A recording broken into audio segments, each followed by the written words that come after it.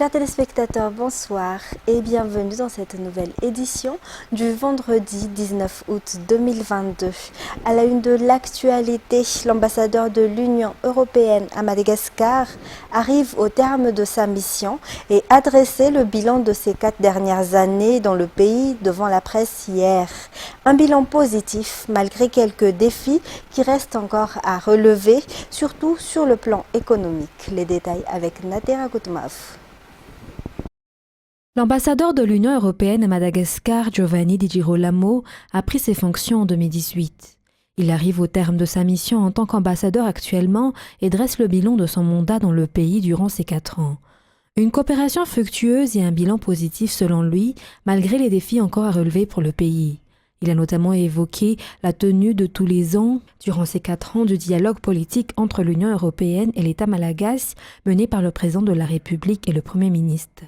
Mais aussi la réactivation de divers programmes de développement et de projets qui ont été en stand-by depuis des années. Et donc, après, la concentration était évidemment sur les grands défis du développement. Et si je dois quand même considérer quelles étaient les choses plus importantes qu'on a pu faire, c'était avant tout la pleine mobilisation des fonds du FED, et aussi préparer la transition vers les nouveaux instruments, les NDICI, que c'est l'instrument des années à venir, 2021-2027. L'autre, c'était réactiver toute une série de programmes de la Banque européenne des investissements qui étaient là depuis quelque temps. Bon, les plus célèbres sont les 2 routes, la RN6 et la RN13, dont les travaux ont commencé, mais aussi tous les projets liés, par exemple, à l'assainissement des Tana, en termes de tout ce qui a à faire avec l'eau, l'adduction d'eau, la gestion des eaux, etc. Un autre programme dont on était très fiers, et ça on l'a fait ensemble avec AFD, c'était terminer la rocade, qu'effectivement on a pu vérifier avait un effet bénéfique pour les habitants de Tana. Et après, tous les grands projets agricoles, tous les grands projets, disons, dans le secteur aussi de la gouvernance, l'appui à toutes les institutions, ça pour disons, dans les différents secteurs. L'Union européenne a aussi déployé des aides et des moyens pour le redressement du pays durant les diverses crises, notamment la crise sanitaire mondiale, mais aussi les conséquences des aléas climatiques. L'ambassadeur a souligné que l'Union européenne a débloqué des fonds d'aide humanitaire pour la population victime du Kéré dans le sud. Il a aussi mobilisé des fonds ainsi que des centaines de secouristes issus des pays États membres pour aider les habitants dans le sud-est du pays qui ont été touchés par le cyclone à se redresser partiellement et à se reconstruire. Néanmoins, l'ambassadeur de l'Union européenne a aussi émis des recommandations sur l'observation électorale, mais aussi pour la mise en place d'un environnement propice aux investisseurs, car les investissements restent difficiles à Madagascar. Il regrette aussi que l'accord sur la pêche n'ait pas encore abouti durant son mandat dans le pays. Il faut avant tout que le gouvernement malgache demande une observation électorale. On ne va pas imposer ça. En moyenne, on a une 40aine de requêtes par an des différents pays au monde qui demandent une observation électorale. Et vu les ressources qu'on a et la capacité logistique même, on arrive à satisfaire peut-être même pas un quart de ces requêtes. Normalement, c'est 8, 9, 10 maximum observations qu'on peut faire dans une année. Donc c'est clair que si on veut faire une observation électorale, il faut le demander cette année. Sinon, il n'y aura pas la possibilité de l'organiser. Et l'autre condition, c'est que les recommandations ont été prises en compte. Et évidemment, il y a façons différentes de prendre en compte une recommandation parce que le contexte peut changer, etc. Mais au fond, essentiellement, il y a la sensation que l'État a adressé ces questions structurelles ou ponctuelles qui étaient là et qui avaient empêché pratiquement un fonctionnement parfait de la machine électorale. Donc il faut que ces 2 conditions soient respectées pour qu'il y ait une aide. L'ambassadeur a aussi affirmé qu'il est important pour le pays de ne pas retomber dans les crises politiques du passé, car selon lui, une partie du terrain perdu par Madagascar est due à ces épisodes avec ces changements extra-constitutionnels de régime. Il faut que le pays puisse continuer dans la paix et la stabilité. Elisabeth Delattre sera la remplaçante de Giovanni Di Girolamo et prendra ses fonctions vers le début du mois de septembre.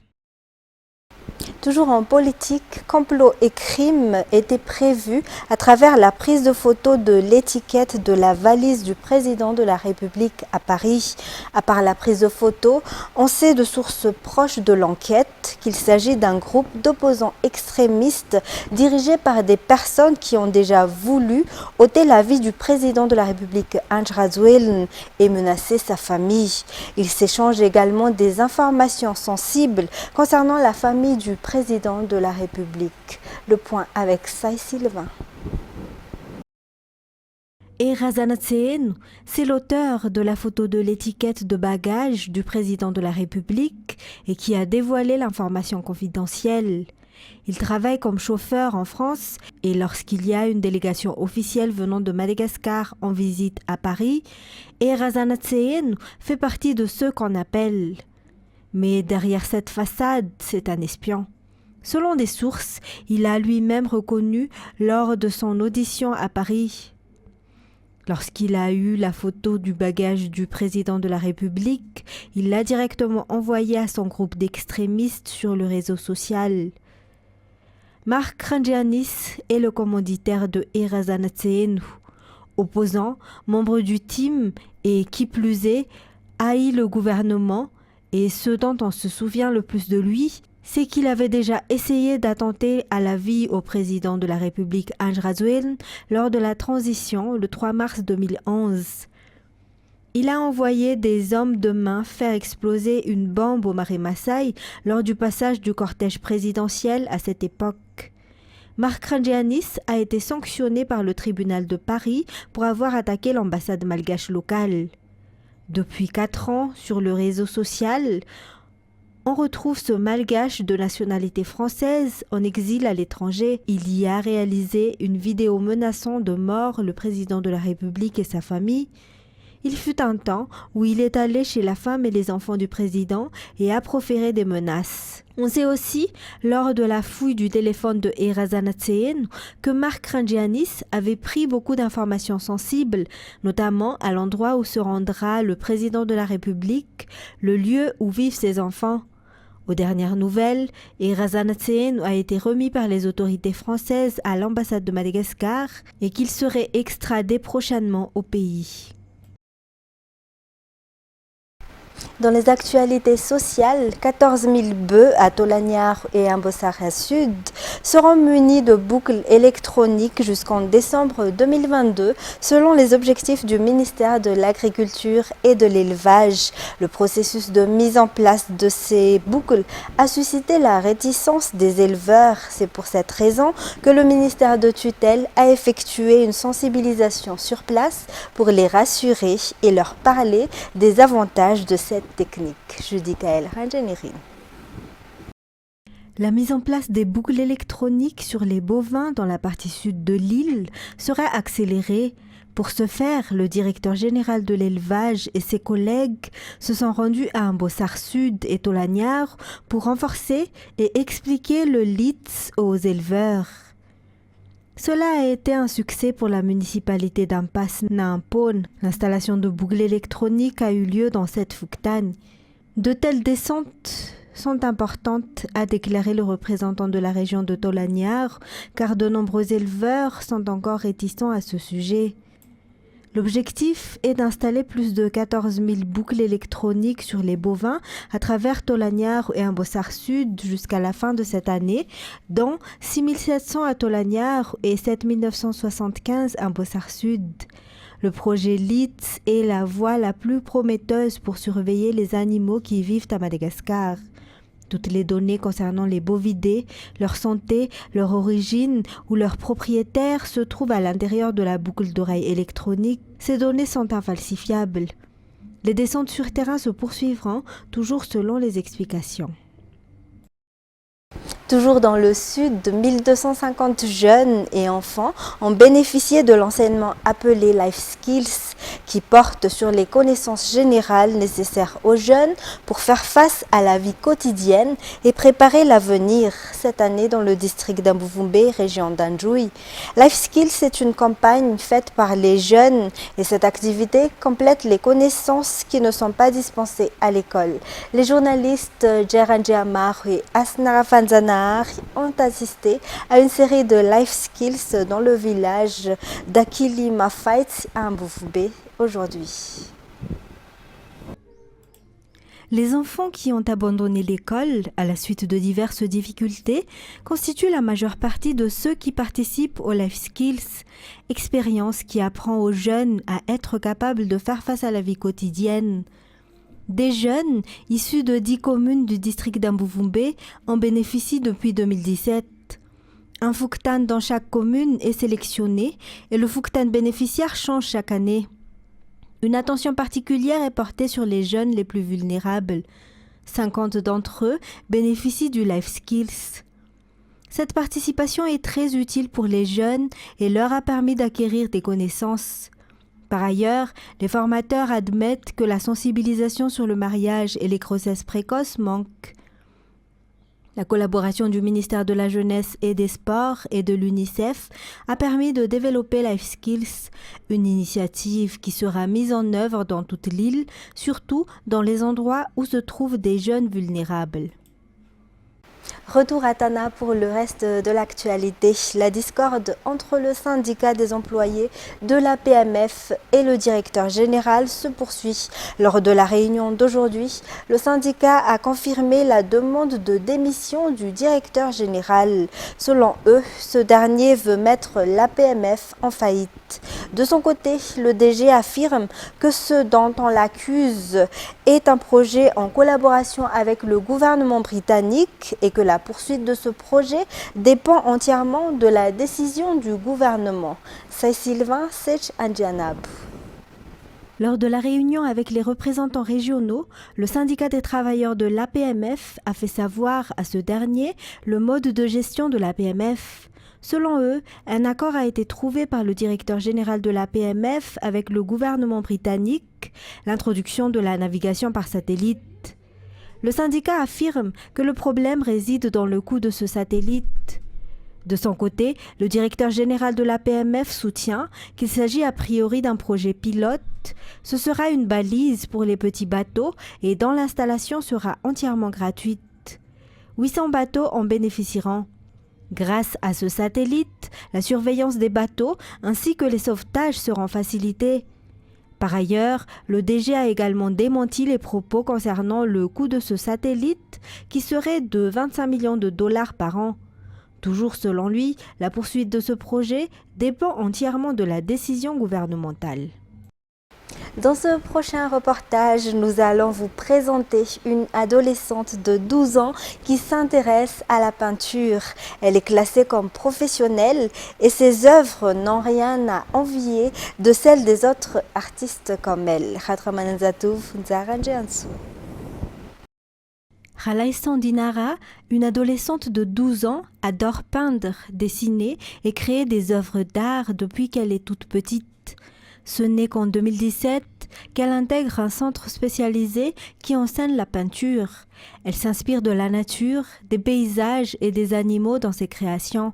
Dans le village, avec des maisons malgaches et beaucoup de rizières qui montrent aussi la nature et le tableau flamboyant avec des couleurs chatoyantes. Et pour le dernier tableau, qui s'appelle Takari, on a utilisé du sable noir qu'on a étalé sur tout le tableau. Puis on a constitué l'arbre avec le matériel. Puis on a peint. Bien qu'enseigner la peinture aux jeunes enfants soit un peu difficile, le talent de Dinara a rendu l'enseignement plus facile selon son professeur de peinture. Dinara est classée comme professionnelle dans le domaine de la peinture, eu égard aux travaux qu'elle a réalisés, selon le vice-président de l'Académie malagasy. Dinara est en classe de 6e. Elle sait gérer son emploi du temps. Elle consacre une journée par semaine pour la peinture. Elle ne pense pas faire de la peinture pour vivre. C'est juste une passion, a-t-elle confirmé. Une exposition de ses œuvres d'art s'est tenue hier soir au Cercle Germano-Malagasy ou CGM. Côté sport, le match préparatoire entre le CFFA Indurant Foot et le Barea A ne se déroulera finalement pas au stade Barea Mamassen, mais au stade d'Ambujachim, selon les informations communiquées par le club CFFA. Ce match s'inscrit dans le cadre de la préparation des deux équipes qui auront des compétitions continentales en septembre prochain. Reportage de Anzara Zonarville et de Sech Ranjanasi. CFFA Indurant Foot, le représentant malgache de la Ligue africaine des champions, le 11 septembre, l'équipe malgache jouera le match aller contre l'équipe Royal Léopard du Swaziland. Les Barea de Madagascar, qui ne comprend pas d'expatriés, affrontera le Botswana au second tour du tournoi CHAN 2023. Le match aller se déroulera au Botswana le 27 août. Le match préparatoire entre la CFFA et le Barea CHAN se déroulera au stade d'Ambujachim et non pas au stade Barea Mamassen. Voilà pour les actualités locales. On passe à présent aux actualités internationales. Les feux qui ont ravagé le nord-est de l'Algérie mercredi et jeudi sont désormais maîtrisés, ont annoncé les autorités ce jour. Au moins 38 personnes sont mortes dans ces incendies. France 24. Une tornade de feu qui n'a rien épargné sur son passage, laissant des centaines d'hectares de forêts détruits et des dizaines de morts. Même ces moutons ont été brûlés vifs dans les provinces d'Al-Tarif et de Sétif. Je ne comprends pas comment c'est arrivé. C'était comme une tornade. J'ai aidé les enfants à s'enfuir. Je ne pouvais rien faire à cause de tout ce qui se passait dehors. Vous pouvez voir ma maison. Le garage a été détruit. Je n'ai rien pu sauver. Mais Dieu merci, les enfants sont en sécurité. Des hélicoptères bombardiers d'eau ont été déployés dans 3 zones du nord-est du pays avec le soutien de l'armée. Pourtant, certains accusent les autorités d'être mal préparées, avec trop peu de capacités aériennes disponibles, malgré le nombre record de victimes dans les incendies de l'année dernière, où 90 personnes ont été tuées et 100 000 hectares détruits. L'Algérie a déployé un avion russe qui est tombé en panne et l'Union européenne a envoyé 2 avions canadaires en renfort la semaine dernière. Les autorités algériennes ont aussi exprimé des doutes sur l'origine de ces feux. C'est peut-être lié au climat, mais pas que. On mène une enquête pour connaître les raisons précises de ces incendies. Il y a une vraie question qui se pose. Plusieurs feux se sont déclenchés en même temps, à Soukaras, Tarf et Jijel, et c'est l'enquête qui pourra nous éclairer. Une enquête qui a porté ses fruits. 3 personnes ont été arrêtées ce jeudi en lien avec les incendies. En Angola, les Angolais sont appelés aux urnes pour les élections législatives le 24 août. Parmi les enjeux majeurs du scrutin, la situation économique. Après 5 ans de récession, l'Angola a renoué avec la croissance en 2021. Mais le miracle promis par le président João Lourenço ne s'est pas produit. L'économie de ce pays pétrolier peine à se diversifier et le chômage est au plus haut. France 24. Il y a 5 ans, Pramoda Sidja a fait l'un des plus gros paris de sa carrière. Ce propriétaire de plusieurs boutiques et restaurants à Luanda a investi $75 000 dans Tupuka, la première start-up de livraison à domicile en Angola. Pose ça sur le comptoir. Aujourd'hui, la plateforme est un succès avec 1000 commandes par jour et des franchises dans plusieurs pays de la sous-région. Ici, en dehors des diamants et du pétrole, il y a encore beaucoup de secteurs dans lesquels on peut investir. Si vous avez une idée qui n'a pas encore été lancée ici et qui marche bien ailleurs, il y a du potentiel pour créer une entreprise. Un potentiel encore loin d'être exploité. L'économie angolaise est à la traîne malgré d'importantes réformes comme la libéralisation de sa monnaie et l'assainissement des finances publiques. Après 5 années de récession, la croissance a repris en 2021, mais l'inflation atteint 25% et le taux de chômage est passé de 24 à 30%. À Zango, en périphérie de Luanda, Christina est sans emploi depuis mars. Depuis que j'ai perdu mon emploi, c'est difficile de payer le loyer, de payer les frais de scolarité des enfants, de payer l'électricité. C'est vraiment compliqué parce qu'il n'y a que mon mari qui travaille et son salaire ne suffit pas pour tout payer. Par exemple, nous n'avons toujours pas payé le loyer. En 2017, le président João Lourenço s'était pourtant présenté comme l'homme du miracle économique, promettant de diversifier l'économie et de créer 500 000 emplois. La crise liée à la pandémie est certes passée par là, mais pour cet économiste, le mal est plus profond. L'Angola est l'un des 20 pires environnements d'affaires du monde. Nous n'avons pas d'infrastructures, nous avons des mauvais services d'éducation. Donc tant que l'État ne s'occupe pas de résoudre ces problèmes, tout en laissant le secteur privé se charger du reste, nous n'arriverons pas à diversifier l'économie. En Angola, le pétrole représente encore 30% du PIB et 90% des revenus d'exportation. Au moins 4 explosions ont secoué hier aux abords de la base aérienne militaire russe de Belbek, près de Sébastopol, quartier général de la flotte russe en mer Noire. Selon Moscou, cette contre-offensive ukrainienne n'a pas généré de dégâts. France 24. Cette péninsule annexée en 2014 est la cible de nombreuses frappes depuis un peu plus d'une semaine, alors qu'elle n'avait jamais été visée directement par les Ukrainiens depuis 2014. Donc plusieurs frappes ont été recensées cette nuit à 2 endroits très stratégiques. Tout d'abord à Kerch et à Sébastopol. Alors pour recontextualiser un petit peu, Kerch c'est totalement à l'est de la Crimée, de cette péninsule.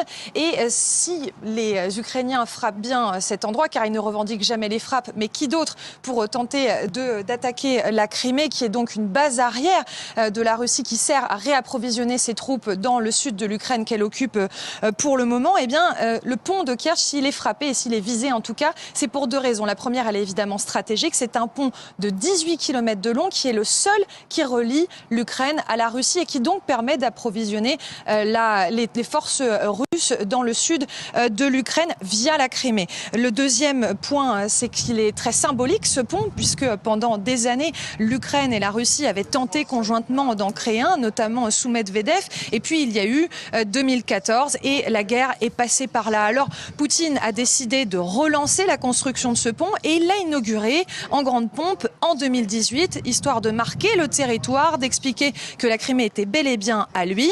Et donc le deuxième endroit, donc ça c'est la première partie des frappes qui ont été recensées cette nuit, et la deuxième partie c'est à Sébastopol. En réalité c'est pas vraiment Sébastopol qui est visé, c'est plutôt l'aérodrome de Belbek, le plus gros de la Crimée, qui a été frappé déjà il y a 3 semaines par les Ukrainiens a priori, et qui a empêché une parade militaire de l'armée russe. Mais c'est surtout un aérodrome, donc il y a potentiellement un intérêt militaire à frapper cette base-là. Il faut savoir que les Ukrainiens affirment que depuis quelques jours, les Russes ont rapatrié plus de 24 avions et 12 hélicoptères de combat depuis la Crimée jusqu'à la Russie, on ne sait pas exactement où. Donc cette pression constante de l'Ukraine sur la Russie semble fonctionner, en tout cas puisque les troupes russes commencent à tout le moins à s'angoisser de l'idée de frappes répétées sur cette péninsule. Et c'est la fin de cette édition. Je vous remercie de l'avoir suivi. Restez avec nous dans quelques minutes, la quotidienne de l'émission F5. Quant à moi, je vous retrouve demain pour de nouvelles actualités. Au revoir et passez une excellente soirée en notre compagnie.